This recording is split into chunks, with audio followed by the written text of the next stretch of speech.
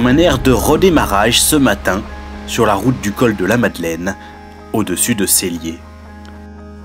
Les traditionnelles opérations de déneigement ont repris depuis ce lundi 11 mai, un balai de fraises et de chargeuses que seuls connaissent les départements de montagne.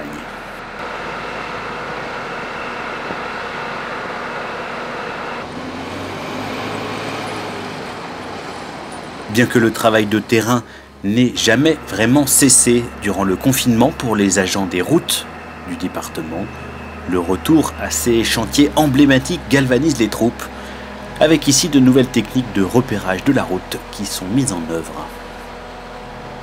Sur ce pont, on a environ 8 mètres de neige et on expérimente une technique. On utilise donc le bureau d'études et le système topographique du bureau d'études de la maison technique du département de Tarentaise, qui a fait un levé du pont et de la route l'été dernier, donc route déneigée. Et là, donc, on va faire, pour commencer le déneigement, on va faire l'implantation sur la neige du pont. Dans ce moment en particulier pour le pays et pour la collectivité, le président du département avait tenu à faire le déplacement pour saluer le travail accompli. Il était accompagné d'Auguste Picolet, vice-président délégué aux routes, et par le député Vincent Roland, également conseiller départemental du canton de Moutier.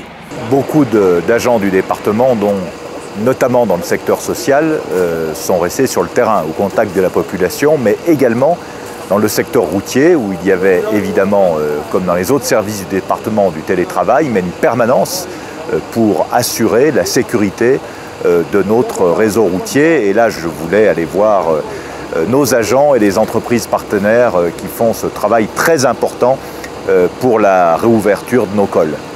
Des grands cols qui font partie de notre patrimoine et qui sont des atouts importants pour l'attrait touristique des Savoies, le département veillant toujours à ce que le déneigement soit le plus rapide possible, 50 agents étant en ce moment mobilisés sur ces tâches spécifiques sur tout le territoire. Aujourd'hui, on peut dire que l'ensemble des cols, eh bien, nos engins sont sur le pied de guerre, comme on dit, pour entamer les déneigements. On a ici une situation. On pense que d'ici la fin du mois, on pourra ouvrir le col de la Madeleine. Il en sera de même sur différents cols, le col du Glandon, le col de la Croix de Fer. S'agissant du Cormet de Roseland, les travaux aujourd'hui ont permis d'accéder au Chapieux. Et donc le déneigement se poursuit en direction du Cormet, du col. Donc cette année, c'est une année particulière pour les cols intra-savoyards ou avec des départements qui sont en zone verte, comme le Galibier avec les Hautes-Alpes, il n'y a pas d'autres difficultés que techniques. Mais pour les cols internationaux, c'est-à-dire le Mont-Cenis et le Petit Saint-Bernard, même quand nous aurons effectué le déneigement, ce n'est pas pour autant qu'il sera ouvert, puisque cela dépendra des décisions nationales d'ouverture ou pas des frontières.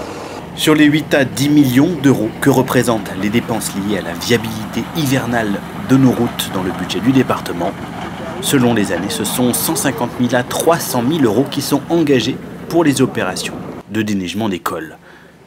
L'annonce des dates d'ouverture est à suivre sur savoie-route.fr.